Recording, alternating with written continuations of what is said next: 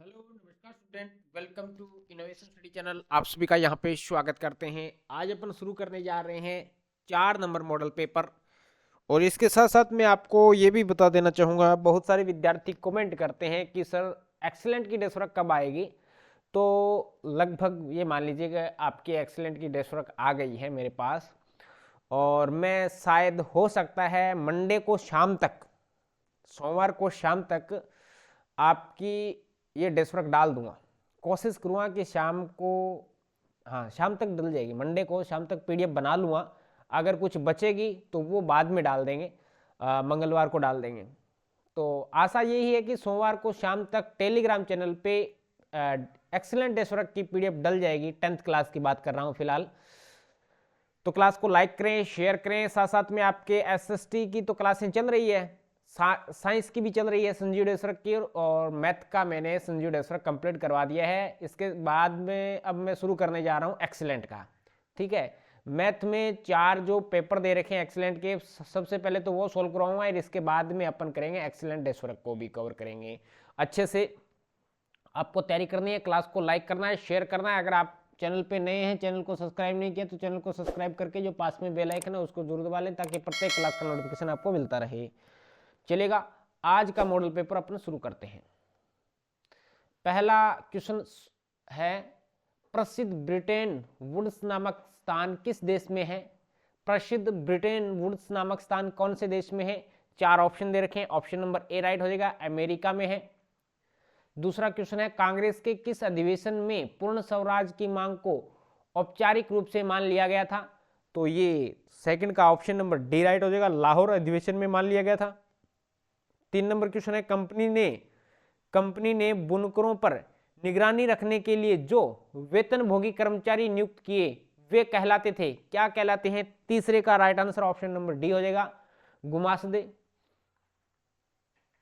गुमास्ते कहलाते हैं। नेक्स्ट है, गुलामगिरी पुस्तक, गुलामगिरी पुस्तक के लेखक कौन है। चौथे का right answer option number C हो जाएगा, option number C Jyotiba Phule. Next question है 5 नंबर क्वेश्चन,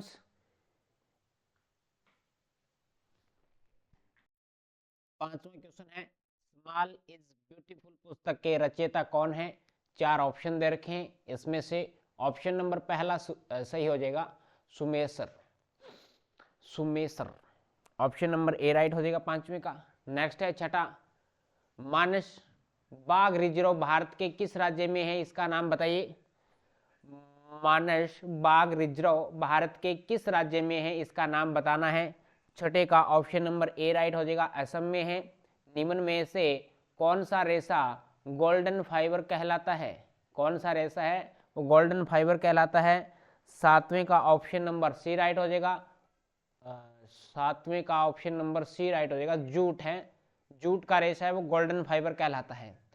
नेक्स्ट क्वेश्चन है 8वां, स्वतंत्रता प्राप्ति के उपरांत देश में विकसित किए जाने वाला प्रथम बंदरगाह था। स्वतंत्रता प्राप्ति के उपरांत देश में विकसित किए जाने वाला देश का प्रथम बंदरगाह कौन सा था। 8वें का right answer option number A हो जाएगा, कांडला बंदरगाह है। आराम से पढ़िए, अच्छे से याद करिए। नेक्स्ट क्वेश्चन है 9 नंबर, शासन के विभिन्न अंगों के बीच सत्ता का बंटवारा कहलाता है। शासन के विभिन्न अंगों के बीच सत्ता का बंटवारा क्या कहलाता है। ये आपका हो गया 9 नंबर क्वेश्चन। 9 नंबर क्वेश्चन में ऑप्शन नंबर ए हो जाएगा, सत्ता का क्षैतिज विवरण, सत्ता का क्षैतिज विवरण। नेक्स्ट क्वेश्चन पे चलते हैं। 10 नंबर क्वेश्चन में आपको दे रखा है, निम्नलिखित में से किस लोकतांत्रिक देश में संघीय व्यवस्था नहीं है। तो किस देश में है वो, किस लोकतांत्रिक देश में संघीय व्यवस्था नहीं है। 10वें का question number option number A right हो जाएगा, इंग्लैंड में नहीं है। स्थानीय सरकारों में महिलाओं के लिए कितने पद आरक्षित किए गए हैं। तो 1/3 पद आरक्षित किए गए हैं, ऑप्शन नंबर बी राइट हो जाएगा 11वें का। नेक्स्ट क्वेश्चन पे चलते हैं, निम्न में से किस देश में द्विदलीय व्यवस्था है। तो द्विदलीय व्यवस्था है वो संयुक्त राज्य अमेरिका में है, ऑप्शन नंबर सी राइट हो जाएगा 12वें का। नेक्स्ट क्वेश्चन पे चलते हैं। नेक्स्ट क्वेश्चन में दे रखा है, भारत में सबसे बड़ा नियोक्ता कौन सा क्षेत्रक है। नियोक्ता कौन सा क्षेत्रक है? ऑप्शन नंबर ए राइट हो जाएगा, प्राथमिक क्षेत्रक है। 13वें का ऑप्शन नंबर ए राइट हो जाएगा। नेक्स्ट है समर्थक ऋणाधार का सामान्य उदाहरण है। समर्थक ऋणाधार का सामान्य उदाहरण है। 14 नंबर का ऑप्शन नंबर डी राइट हो जाएगा। ये सारे के सारे हैं, जमीन भी है, बैंकों में जमा पूंजी भी है और मकान भी है, ये सारे के सारे हैं। ऑप्शन नंबर डी राइट हो जाएगा। नेक्स्ट है 15 नंबर, विभिन्न देशों के बीच तीव्र एकीकरण की प्रक्रिया क्या कहलाती है? विभिन्न देशों के बीच तीव्र एकीकरण की प्रक्रिया वैश्वीकरण कहलाती है। ऑप्शन नंबर डी राइट हो जाएगा। तो इस प्रकार से हमारा ये पहला क्वेश्चन कंप्लीट हो चुका है। इसके साथ साथ क्लास को लाइक करें, शेयर करें। अब इसके बाद में दूसरा क्वेश्चन शुरू हो जाता है। इसमें आपको रिक्त स्थानों की पूर्ति करनी है। उद्योगपति नए मजदूरों की भर्ती के लिए प्राय एक खाली स्थान रखते हैं। उद्योगपति है वो नए मजदूरों की भर्ती के लिए प्राय एक खाली स्थान रखते हैं। जोबर क्या रखते हैं? एक जोबर रखते हैं। यहाँ पे आ जाएगा जोबर रखते हैं। ठीक है। नेक्स्ट है 2 नंबर क्वेश्चन, भारत में प्रिंटिंग प्रेस सर्वप्रथम खालिस्तान में पुर्तगाली धर्म प्रचारकों के साथ आया। कौन आया था बताइए? तो ये नहीं, भारत में प्रिंटिंग प्रेस सर्वप्रथम गोवा में, कहाँ पे आया था? गोवा में पुर्तगाली धर्म प्रचारक के साथ आया। नेक्स्ट है खालिस्तान में गिरावट के परिणाम राष्ट्रीय और राज्य सीमाओं का ख्याल नहीं करते। किसमें गिरावट है? तो पर्यावरण में गिरावट। किसमें? पर्यावरण में गिरावट के परिणाम राष्ट्रीय और राज्य सीमाओं का ख्याल नहीं करते। नेक्स्ट क्वेश्चन है वर्तमान में विश्व के लगभग खालिस्तान देश विश्व व्यापार संगठन के सदस्य हैं। तो 164 देश हैं। विश्व व्यापार संगठन के कितने देश सदस्य हैं? तो 164 हो जाएगा इसका राइट आंसर। नेक्स्ट क्वेश्चन पे चलते हैं। पुराने भारतीय जनसंघ को पुनर्जीवित कर 1980 में खालिस्तान पार्टी बनी। कौन सी पार्टी बनी? भारतीय जनता पार्टी। भारतीय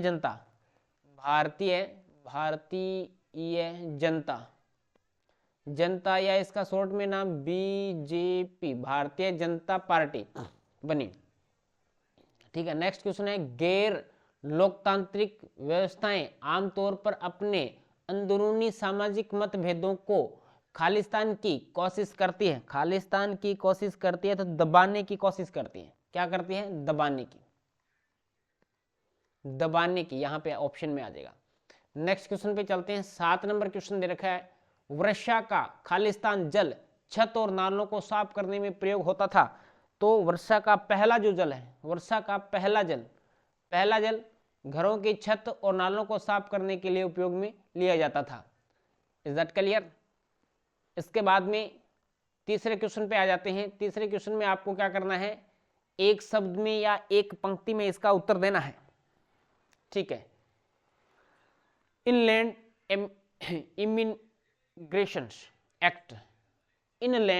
इमिग्रेशन एक्ट क्या था? इसके बारे में आपको बताना है। तो इसका राइट आंसर देख लेते हैं। यहां से देखना एक बार, ये देखिएगा। इस एक्ट के अंतर्गत बागानों में काम करने वाले मजदूरों को बिना इजाजत बाहर जाने की छूट नहीं होती थी। ठीक है। इस एक्ट के अंतर्गत बागानों में काम करने वाले मजदूरों को बिना इजाजत बाहर जाने की छूट नहीं होती थी। ये इसका राइट आंसर हो जाएगा इस एक्ट के कारण।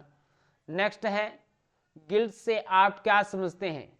गिल्ड से आप क्या समझते हैं? तो इसका राइट आंसर हो जाएगा गिल्ड्स उत्पादकों के संगठन होते थे जो कारीगरों को प्रशिक्षण देते, उत्पादकों पर नियंत्रण रखते तथा प्रतिस्पर्धा और मूल्य तय करते थे।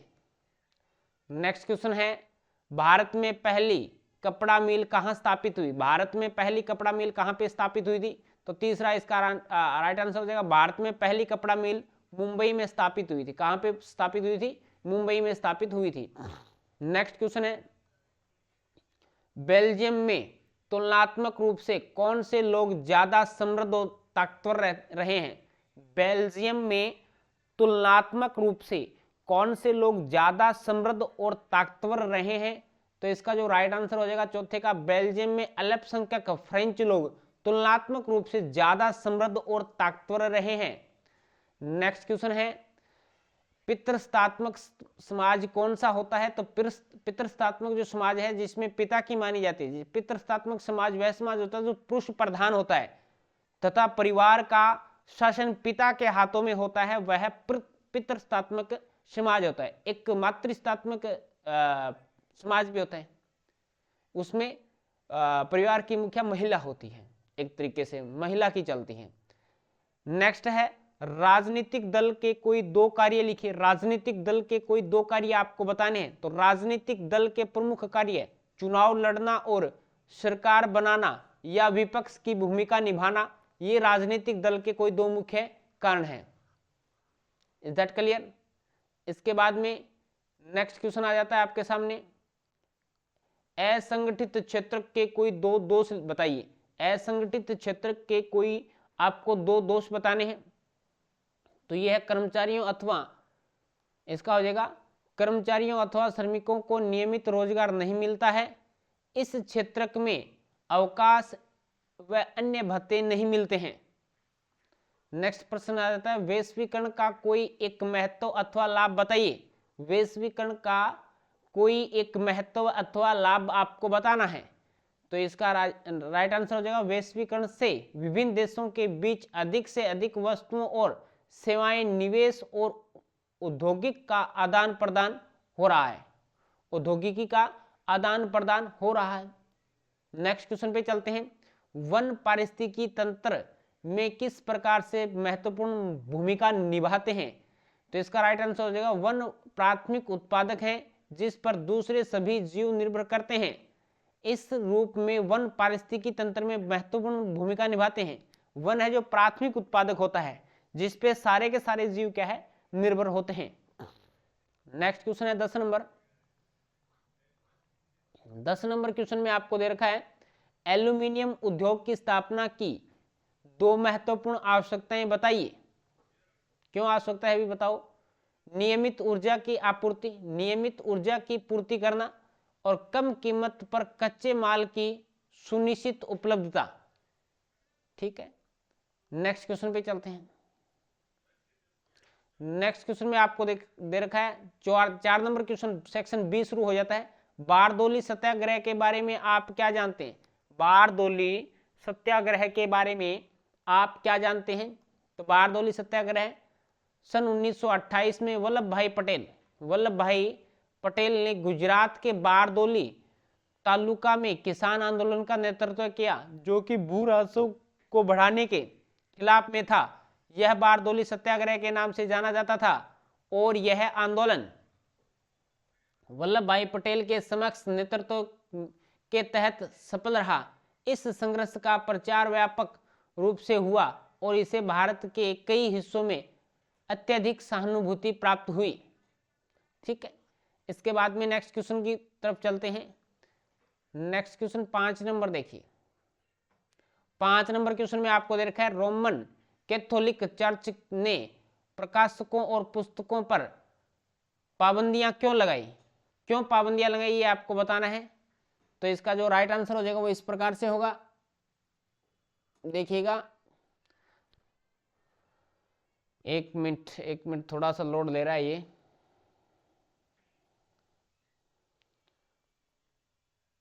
पांचवें का, ठीक है, अब देखिएगा, एक मिनट। 5वें का आंसर हो जाएगा, छपे हुए लोकप्रिय साहित्य के बल पर शिक्षित लोग धर्म की अलग अलग व्याख्याओं से परिचित हुए। आम जनता ने इसके आधार पर बाइबिल के नए अर्थ लगाने प्रारंभ कर दिए। इससे रोमन कैथोलिक चर्च ने धर्म विरोधी प्रचार पर नियंत्रण स्थापित करने के लिए प्रकाशकों और पुस्तकों पर कई तरह की पाबंदियां लगाई। ठीक है, नेक्स्ट क्वेश्चन पे चलते हैं। नेक्स्ट क्वेश्चन 6 नंबर क्वेश्चन है, श्रीलंका में श्रीलंकाई तमिल और भारतीय तमिल कौन है? तो इसका जो राइट आंसर हो जाएगा, श्रीलंकाई मूल के तमिल जो कि श्रीलंका में पैदा हुए थे उन्हें श्रीलंकाई तमिल कहा जाता है।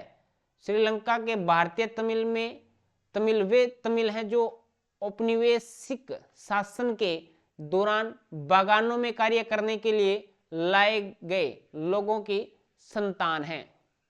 ठीक है, नेक्स्ट क्वेश्चन पे चलते हैं। नेक्स्ट क्वेश्चन में आपको दे रखा है लैंगिक विभाजन की राजनीतिक अभिव्यक्ति एवं राजनीतिक गोलबंदी से सार्वजनिक जीवन में औरतों पर क्या प्रभाव पड़ा है, इसके बारे में आपको बताना है। क्वेश्चन नंबर 7 है लैंगिक विभाजन की राजनीतिक अभिव्यक्ति एवं राजनीतिक गोलबंदी ने सार्वजनिक जीवन में औरतों की भूमिका बढ़ाने में मदद की है। इसी के परिणाम स्वरूप आज हम वैज्ञानिक, डॉक्टर, इंजीनियर, प्रबंधक, कॉलेज और विश्वविद्यालय शिक्षक जैसे पेशों में बहुत सी औरतों को पाते हैं। नेक्स्ट क्वेश्चन आ जाता है 8 नंबर। साम्यवादी चीन में किस प्रकार की दलित व्यवस्था है, बताइए। 8 नंबर का राइट आंसर बताना है साम्यवादी चीन में एक दलीय राजनीतिक व्यवस्था है। वहां केवल साम्यवादी दल को ही शासन करने की अनुमति है। वहां चुनाव प्रणाली सत्ता के लिए स्वतंत्र प्रतियोगिता की अनुमति नहीं देती, इसलिए कोई नया दल नहीं बन पाता। Is that clear? समझ रहे हैं आप इसको थोड़ा स्लो करके यार रोक के भी पढ़ सकते हैं, कोई दिक्कत नहीं। लोकतांत्रिक सरकारों में फैसले लेने में अधिक समय क्यों लगता है, ये बताइए। लोकतांत्रिक जो सरकारें होती है उसको फैसले लेने में समय क्यों लगता है? एक तानाशाही होती है वो डायरेक्ट फैसले लेती है। तो नेक्स्ट है लोकतांत्रिक सरकारों में फैसले लेने में अधिक समय लगता है क्योंकि लोकतांत्रिक सरकारों को विधायिका का सामना करना पड़ता है। लोकतांत्रिक सरकारों को अल्पसंख्यक एवं बहुसंख्यक नजरिए का ख्याल भी रखना पड़ता है। लोकतंत्र में निर्णय बातचीत और मोल तोल के आधार पे लिए जाते हैं। लोकतंत्र में जो निर्णय है वो बातचीत और मोल तोल के आधार पे ही लिए जाते हैं। सबसे बातें करके सबका जिसमें भला हो वही निर्णय लिया जाता है। ठीक है, नेक्स्ट क्वेश्चन 10 नंबर क्वेश्चन देखिएगा।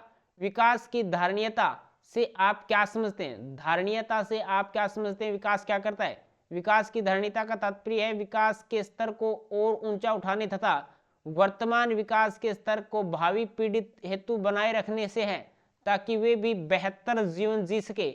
इस हेतु संसाधनों का सोच समझकर उपयोग करना चाहिए। विकास की धारणीयता से पर्यावरण संरक्षण एवं पारिस्थितिक संतुलन को भी बल मिलता है। नेक्स्ट क्वेश्चन पे चलते हैं।